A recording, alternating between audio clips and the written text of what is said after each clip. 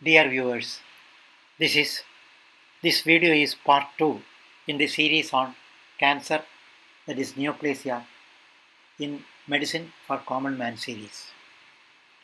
Benign and malignant neoplasms. The differentiation between benign and malignant tumors is one of the most important distinctions.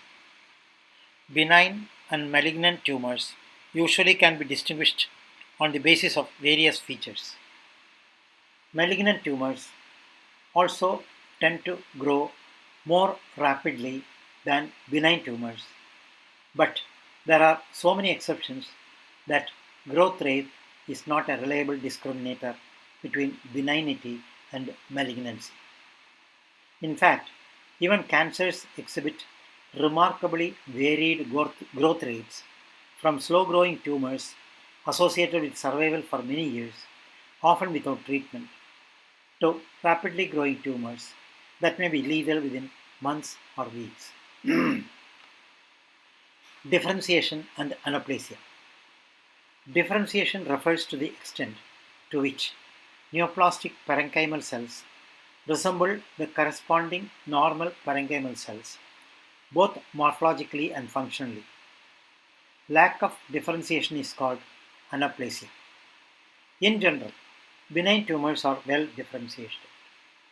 The neoplastic cells of a lipoma, a proliferation of benign adipocytes, may so closely resemble normal adipocytes as to be unrecognizable as a tumor by microscopic examination. Only the growth of these cells into a discrete mass discloses their identity. In well differentiated benign tumors, mitosis,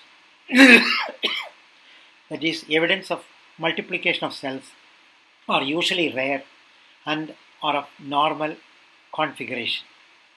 By contrast, most malignant neoplasms exhibit morphologic alterations of mitosis that betray their potential for aggressive behavior. In well differentiated tumors, these features may be quite subtle. Well differentiated adenocarcinomas of the thyroid, for example, form normal appearing follicles, and some squamous cell carcinomas contain cells that appear identical to normal squamous epithelial cells. The malignant nature of such tumors is revealed by invasion of adjacent tissues and their ability to metastasize. At the other end of the spectrum lie highly anaplastic, poorly differentiated tumors exhibiting little or no evidence of differentiation, a morphologic appearance that is highly predictive of malignant behavior. In addition to anaplasia, cancer cells often exhibit other telltale morphologic changes. So, dear viewers, by the way, this educational video is made possible by Prescribon, the makers of e-prescription software for digital prescriptions, available freely for doctors on the website www.prescribon.com. Doctors who are interested in this e-prescription can freely avail of its vast collection of more than 100,000 e-prescriptions. This figure 1.1 shows a skeletal muscle.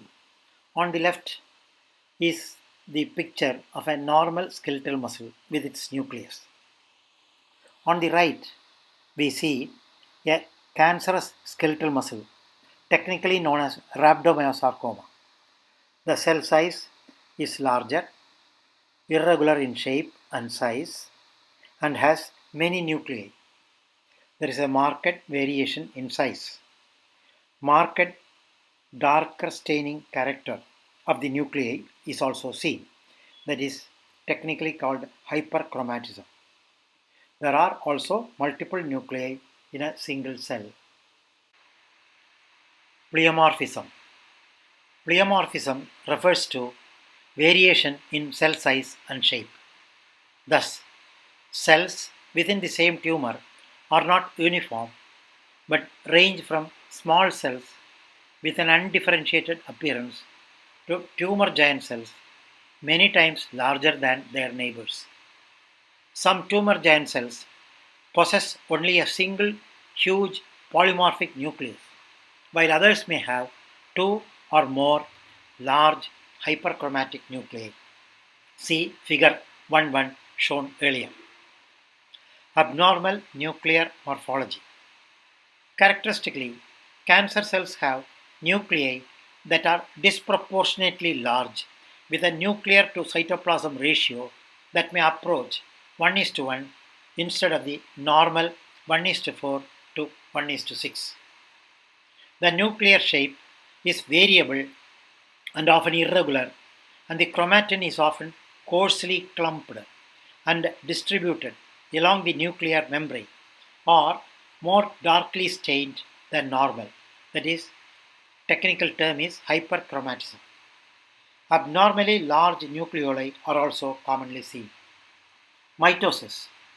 Unlike benign tumors and some well-differentiated malignant neoplasms, undifferentiated cancers often contain many cells in mitosis, reflecting their high rate of proliferation. This figure 1.2 shows loss of polarity in cancer breast cells. On the left is a normal breast glandular structure with the regularly arranged nuclei. On the right is seen a group of malignant cells. The normal breast epithelial cells have polarity of nucleus, that is, mostly they are all arranged along the long axis of the cell. On the right, the malignant cancer cells have irregular sizes and the shapes of the nucleus are also different and there is loss of polarity. Loss of polarity. See Figure 1.2. In addition to cytologic abnormalities, the orientation of anaplastic cells with respect to each other or to supporting structures like basement membrane is markedly disturbed. Sheets or large masses of tumor cells grow in a disorganized fashion. See Figure 1 and 2 shown earlier. Other changes. While growing tumor cells must have a blood supply, the vascular stroma is often insufficient. As a result, many rapidly growing cancers develop areas of ischemic necrosis, cell death due to lack of blood supply. As one might surmise, well-differentiated transformed cells have a greater likelihood of retaining the functional capabilities of their normal counterparts. Benign tumors are almost always well-differentiated and often retain normal functions, as do many well-differentiated cancers. Thus, well-differentiated tumors of endocrine glands frequently secrete hormones characteristic of their origin into the blood, where they can be detected and quantified to diagnose and follow the response of such tumors to treatment. Similarly, well-differentiated squamous cell carcinomas synthesize keratin and well-differentiated hepatocellular carcinomas elaborate bile. By contrast, highly anaplastic undifferentiated tumors typically lose the specialized functional activities of their tissue of origin, but sometimes acquire new and unanticipated functions. Thus, some malignant tumors express fetal proteins that are not produced by their normal adult counterparts, while others express proteins that are normally found only in other types of cells. For example, bronchogenic carcinomas may produce corticotrophin, parathyroid-like hormone, insulin, glucagon, and other hormones, giving rise to paraneoplastic syndromes described later. Metaplasia, dysplasia, and carcinoma in situ. These terms describe morphologically recognizable changes in differentiation that variously represent an adaptation to chronic injury, that is metaplasia, a pre-malignant change, that is dysplasia, or a cancer that has yet to invade, that is carcinoma in situ. Metaplasia. This is technically described as replacement of one type of cell with another type. Metaplasia is nearly always found in association with tissue damage, repair, and regeneration. Often, the replacing cell type is better suited to some alteration in the local environment. For example, Barrett esophagus. This is a condition in which the gastroesophageal reflux damages the squamous epithelium of the esophagus, leading to its replacement by glandular, that is, gastric or intestinal epithelium, better suited to an acidic environment. Unfortunately, the metaplastic epithelium is prone to malignant transformation. The same is true of squamous metaplasia of the bronchial epithelium in chronic smokers, often a prelude to the development of lung cancer. Dysplasia. Dysplasia is a term that literally means disordered growth. It is encountered principally in epithelial cells and is recognized on the basis of several morphologic changes. Dysplastic cells may exhibit considerable pleomorphism, that is, changes in cell size and shape, and often contain large hyperchromatic, that is, more darkly staining nuclei with a high nuclear to cytoplasmic ratio. Dysplastic epithelial surfaces also typically show architectural disarray and a loss of orderly differentiation. For example, in dysplastic squamous epithelium, the normal progressive maturation of tall cells in the basal layer to flattened squams on the surface may fail in part or entirely, leading to replacement of the epithelium by basal-like cells with hyperchromatic nuclei. In addition, mitotic figures are more abundant than in the normal squamous epithelium and may be seen throughout dysplastic epithelium rather than being confined to the basal layer as is the normal case. Carcinoma in situ.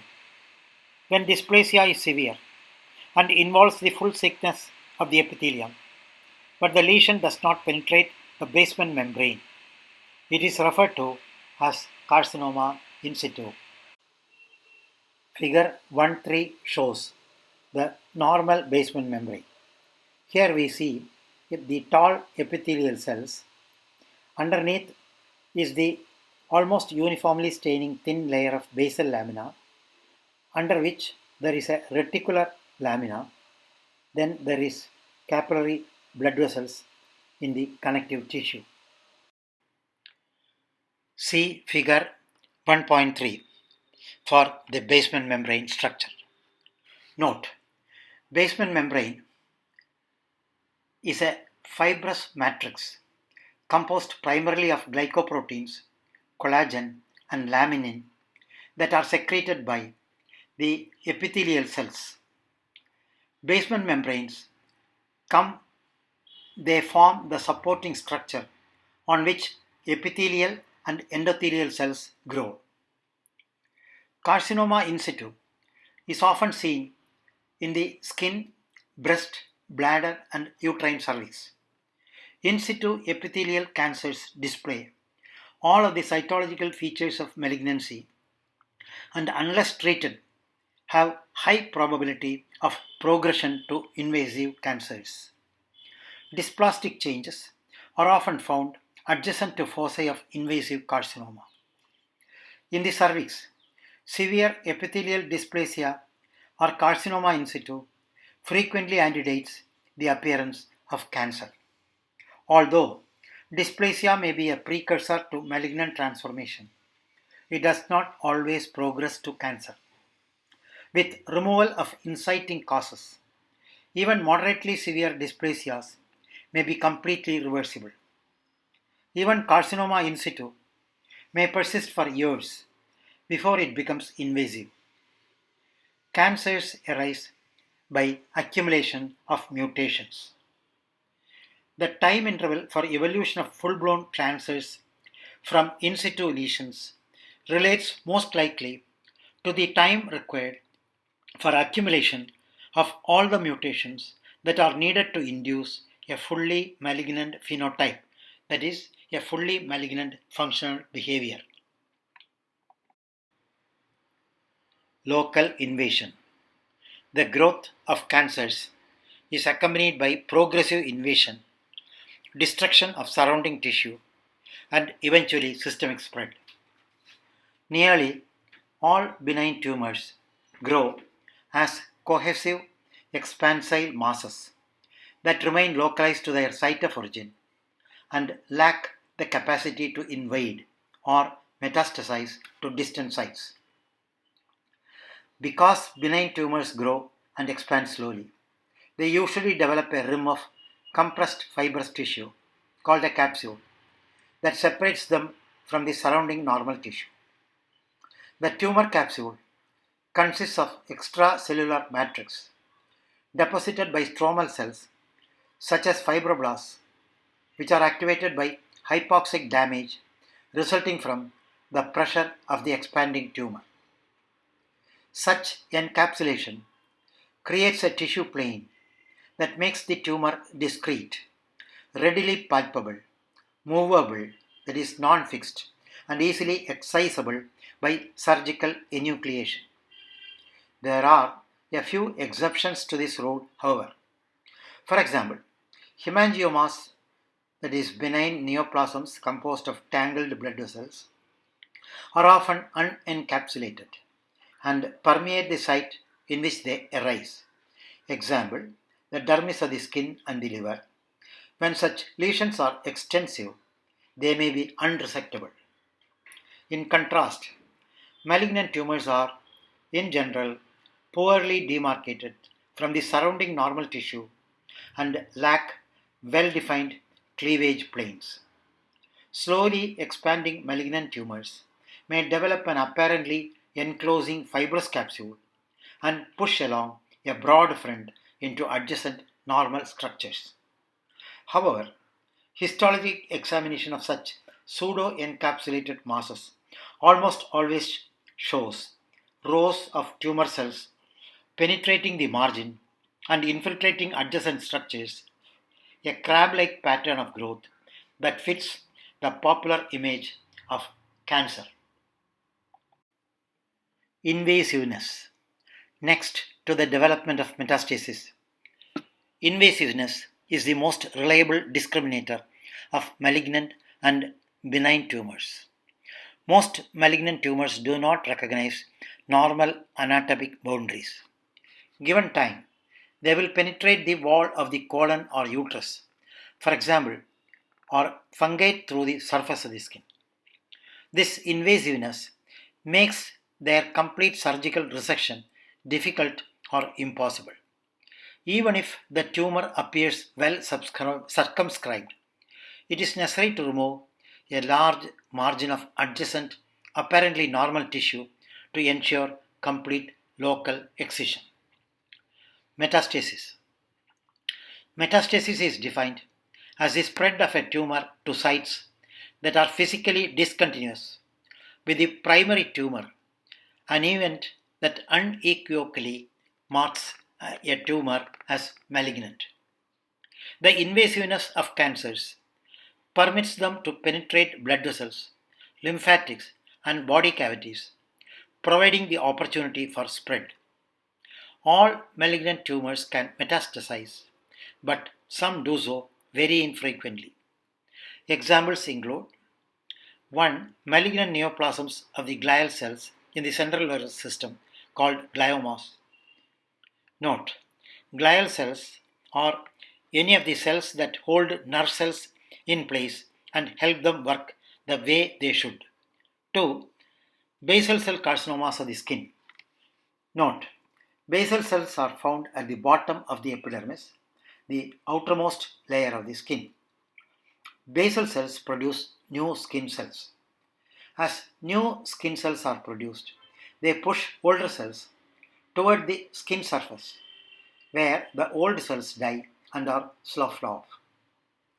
Both gliomas and basal cell carcinomas of the skin invade early in their course but rarely metastasize. It is evident then that the properties of invasiveness and metastasis are separable. 3. Blood cancers, leukemias and lymphomas, these are a special case. These tumors are derived from cells that normally have the capacity to enter the bloodstream and travel to distant sites. As a result, leukemias and lymphomas, sometimes referred to as liquid tumors, are often disseminated at diagnosis and are always taken to be malignant, unlike all other tumors, so-called solid tumors, which are derived from cells that do not normally circulate in the bloodstream. Overall, approximately 30% of the solid tumors, excluding skin cancers, present as metastatic disease. Melanomas of the skin are an exception because they metastasize early. In general, the likelihood of metastasis of a solid tumor correlates with other features of malignancy, including lack of differentiation, aggressive local invasion, rapid growth, and large size. There are innumerable exceptions, however. Small, well differentiated, slow growing lesions sometimes metastasize widely. Conversely, some rapidly growing large lesions remain localized for years. Metastasis is thus a complex and unpredictable process that involves many factors relating to both invader and host, discussed later. Metastatic spread strongly reduces the possibility of cure.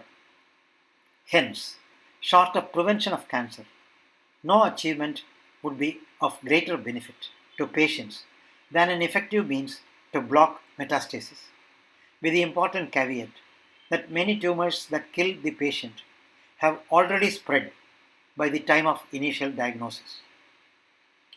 Pathways of spread. Dissemination of cancers occurs through three pathways. 1. Direct seeding of body cavities or surfaces. 2. Lymphatic spread. And 3. Hematogenous spread. Although iatrogenic spread of tumor cells on surgical instruments may occur, it is the reason, for example, why biopsies of testicular masses are never done, but it is rare. 1. Seeding of body cavities and surfaces. Seeding of body cavities and surfaces occurs when a malignant neoplasm penetrates into a natural open field lacking physical barriers. Most often involved is the peritoneal cavity, but any body cavity, pleural, pericardial, subarachnoid, and joint spaces may be affected. Such seeding is particularly characteristic of carcinomas arising in the ovaries, which often spread to peritoneal surfaces, producing a heavy cancerous coating. Remarkably, the tumor cells may remain confined to the surface of the abdominal viscera without penetrating into the substance. Sometimes, mucus secreting appendiceal carcinomas or ovarian carcinomas fill the peritoneal cavity with a gelatinous neoplastic mass referred to as pseudomyxoma peritonei. Lymphatic spread. Transport through lymphatic vessels is the most common pathway for the initial dissemination of carcinomas. Sarcomas also sometimes use this route. Tumors do not contain functional lymphatic vessels, but lymphatic vessels located at the margins of invading cancers are apparently sufficient for the lymphatic spread of tumor cells. The pattern of spread follows the natural routes of lymphatic drainage. For example, because carcinomas of the breast usually arise in the upper outer quadrants, they generally disseminate first to the axillary lymph nodes and then to infraclavicular and supraclavicular lymph nodes. Carcinomas of the lung arising in the major respiratory passages metastasize first to the perihilar, tracheobronchial, and mediastinal lymph nodes. Local lymph nodes, however, may be bypassed, so-called skip metastasis, possibly because microscopic metastases are missed or because of variation in normal patterns of lymphatic drainage. In breast cancer, axillary lymph node examination is used to determine the prognosis and select the most suitable therapeutic options. To avoid the surgical morbidity associated with a full axillary lymph node dissection, biopsy of sentinel nodes is often used to assess the presence or absence of metastatic lesions. A sentinel lymph node is defined as the first node in a regional lymphatic basin that receives lymph flow from the primary tumor. Sentinel node examination has also been used to assess the spread of melanomas, colon cancers, and other tumors.